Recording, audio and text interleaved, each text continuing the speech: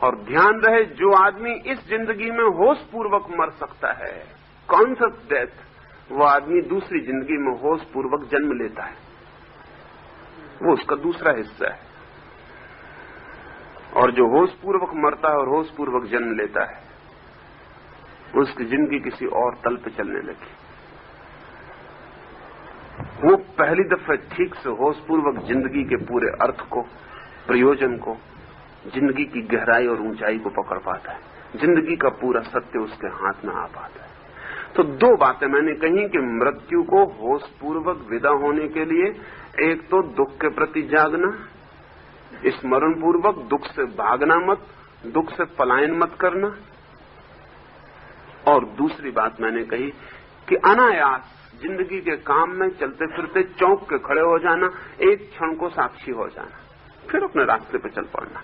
अगर 24 घंटे में ऐसे 2-4 क्षण के लिए भी आप साक्षी हो जाएं, तो आप अचानक पाएंगे कि जिंदगी बड़ा भारी पागलखाना है जिसमें आप साक्षी होते से बाहर हो जाते। जब कोई आदमी आपको गाली दे रहा हो, तब आप इतने जल्दी भोक्ता बन जाते हैं कि आप उस गाली देने वाले को देख ही नहीं पाते। उसने इधर गाली दी नहीं कि इधर आपको मिली नहीं। असल में वो दे भी नहीं पाता कि आपको मिल जाती, वो आधी दे पाता कि आप पूरी ले लेते। वो जितनी देता उससे दुगनी ले लेते। वो भी चौंकता है कि इतनी गाली तो मैंने दी ही नहीं थी जितनी आपने ले ली।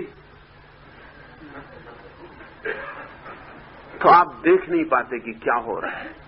अगर आप देख पाए, जब कोई गाली दे रहा हो तो एक आध दफे साक्षी होकर देखें, भोक्ता ना बने, बस खड़े होकर देखें कि कोई गाली दे रहा है।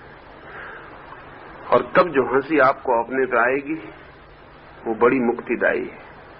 तब आप जिंदगी भर जो भोक्ता बन गए गाली पर, आज उस पर हंसी आएगी। हो सकता है उस आदमी को धन्यवाद दे के आप अपने घर चले जाएं और उसको मुसीबत में डाल दें, क्योंकि ये उसकी समझ के बाहर होगा। ये वो समझ ही नहीं पाएगा कि क्या हुआ।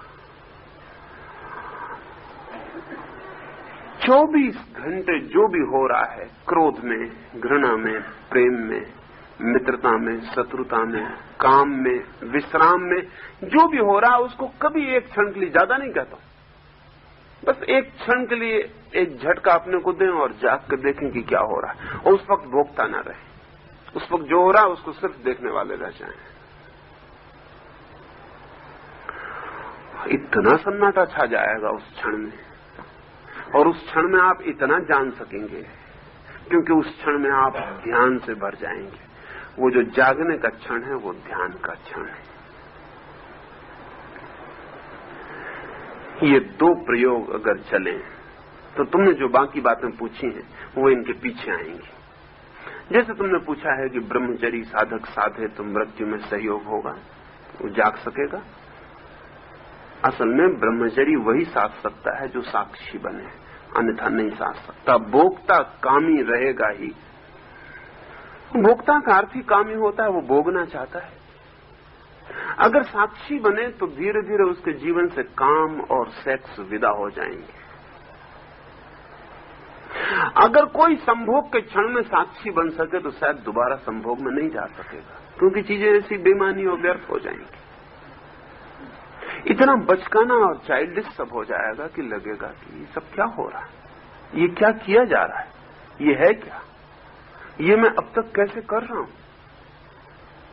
ये सब मुझे कैसे पकड़े हुए। लेकिन नहीं, हम साक्षी नहीं हो पाते, इसलिए फिर दोहरा लेते। असल में भूल के दोहराने को अगर जारी रखना हो तो कभी भी साक्षी मत बनना। हर भूल फिर दौड़ती रहेगी, हर भूल का भी फिर अपना सीजन होता है, वो भूल दौड़ती रहती है।